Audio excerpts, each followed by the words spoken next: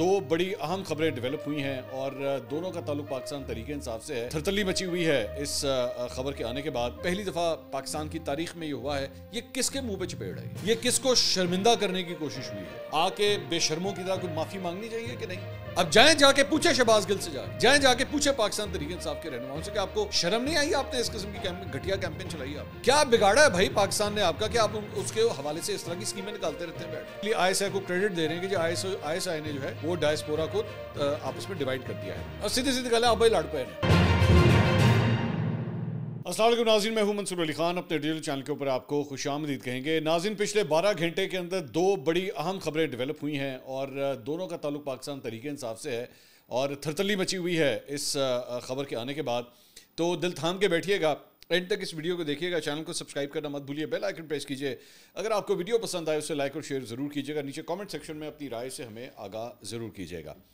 अच्छा जी, खबरें बड़ी इंटरेस्टिंग है। बलूचिस्तान की तरफ भी मैं जाऊंगा, वहाँ पे बुलान एक्सप्रेस के हवाले से हमने आपको पिछले व्लॉग में बताया था कि उसे रोक लिया गया था, उसकी क्या अपडेट है वो भी आपको आगाह करेंगे। महारंग बलोच के हवाले से क्या डेवलपमेंट है उसके बारे में भी इस व्लॉग के अंदर आपको आगाह करेंगे। लेकिन सबसे पहली जो खबर आई है वो खबर ये है कि जनाब मुल्क में तरसीलात ज़र का हुजूम जो है वो पहली बार $4 अरब की हद जो है वो अबूर कर गया। पहली दफ़ा $4 अरब से ज़ायद जो हैं वो जो बैरून मुल्क मुकीम पाकिस्तानी हैं उनकी जानिब से भेजे गए हैं।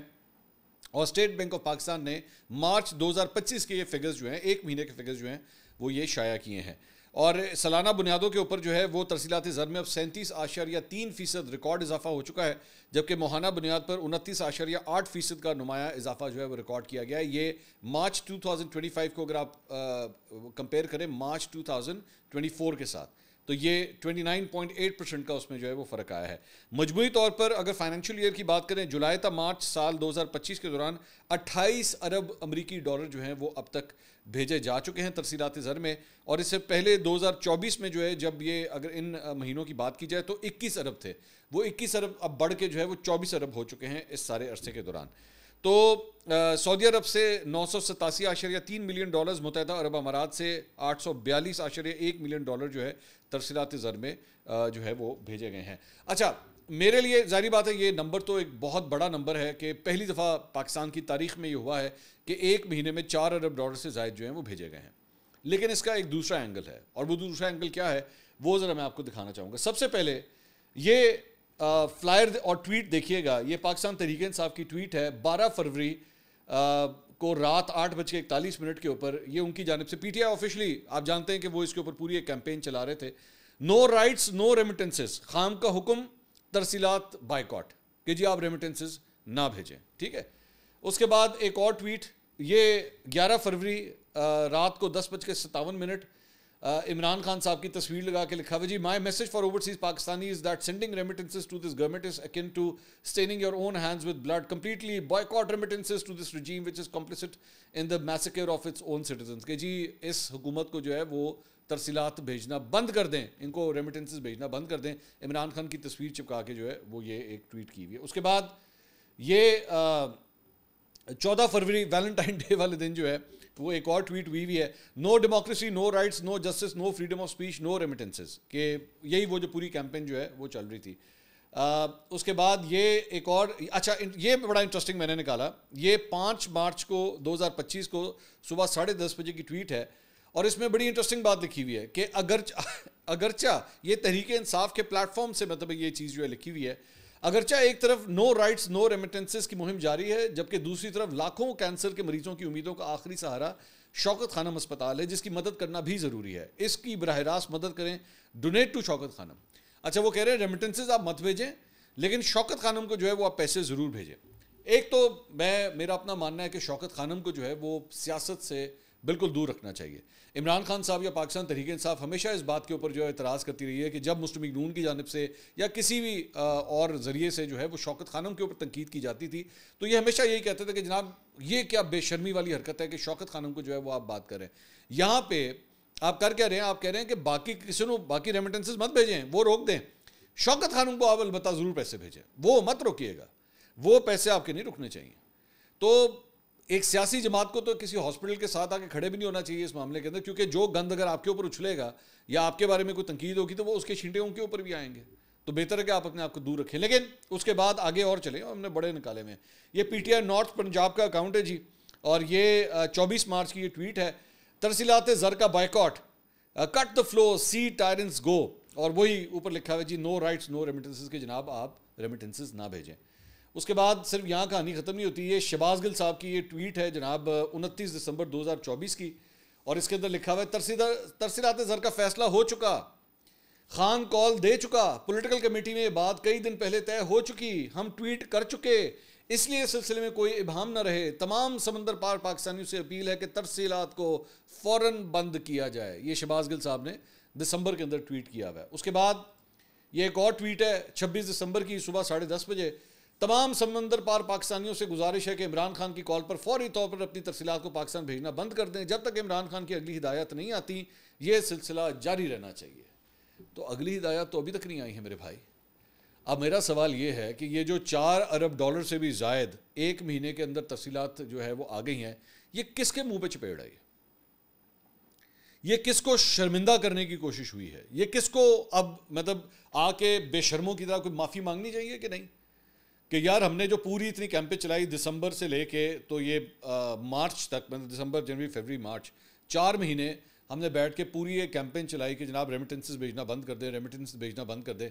क्या फ़ायदा हुआ सारी चीज़ का? और मैं आपको दिसंबर में ये कह चुका था, जैसे ही इन्होंने अनाउंसमेंट की थी मैंने आपको उसी वक्त कह दिया था कि ये बुरी तरह पिटेगी, आप देख लीजिएगा, ये बहुत बुरी तरह पिटेगी, क्योंकि आप जो करवाने की कोशिश कर रहे हैं वो हो ही नहीं सकता। मैंने आपको उसी वक्त ये कहा था, मैंने आपसे कहा था भाई ये किस तरह हो सकता है? क्या आम पाकिस्तानी जो हैं, जो वहाँ पे वर्कर्स हैं, जो काम कर रहे हैं, अपनी फैमिलीज को क्या पैसे भेजना बंद कर दें? उनके बीमार माँ बाप का या बच्चों का इलाज या स्कूल की फीस या खाने पीने या घर का किराया आप देंगे? आप देंगे अपनी जेब से? नहीं होना था ना, ये पॉसिबल ही नहीं था। लेकिन फिर भी बेवकूफ़ों की तरह जो है एक ऐसी घटिया किस्म की कैंपेन चलाई गई। मेरा बार बार मैं ये बात कहता हूं, मेरा इख्तिलाफ ये आता है कि भाई आप जमहूरी दायरे के अंदर बैठ के एहतजाज करें, खुल के करें। आप ऐसी हरकतें क्यों करते हैं जिससे पाकिस्तान का नुकसान हो? आप हर दफा इस किस्म की लुच क्यों तलने की कोशिश करते हैं कि जिससे पाकिस्तान को किसी तरह डेंट पहुंचना चाहिए?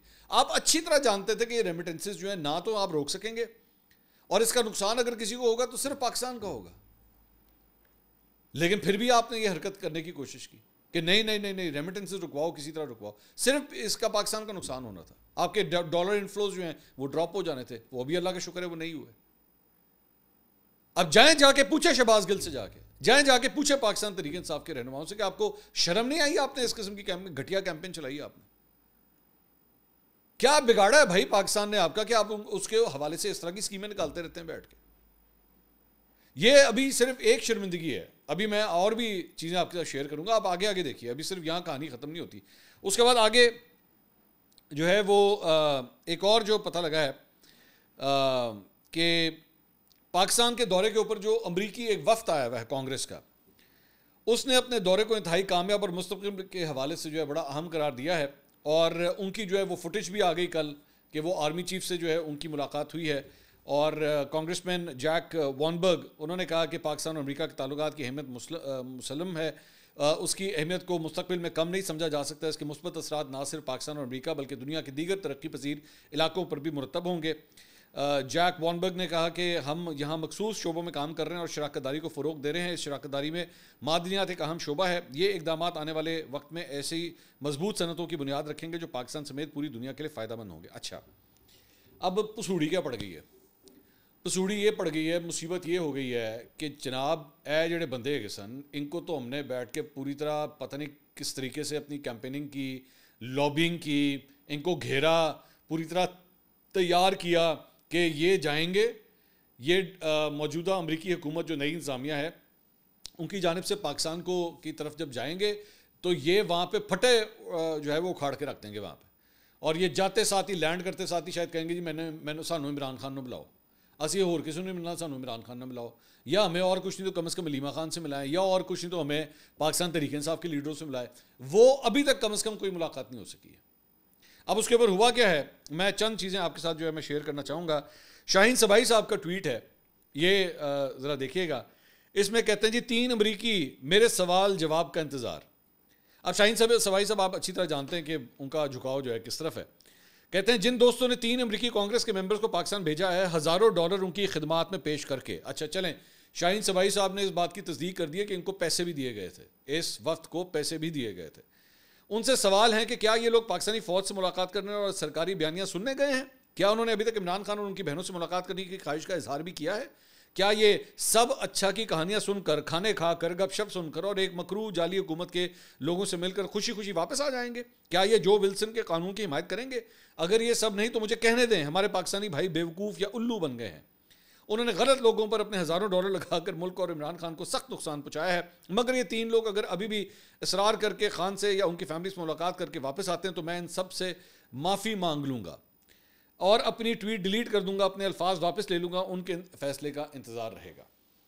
तो शाहीन से भाई साहब इज़ नॉट वेरी हैप्पी कि जनाब यहाँ पे इतना जो है वो फैनफेयर करके प्रोटोकॉल दे के जो है इनको भेजा, लेकिन आप खान साहब से मुलाकात ही नहीं की। शहबाज गिल साहब ने भी इसके ऊपर जनाब वीलॉग खड़काया है।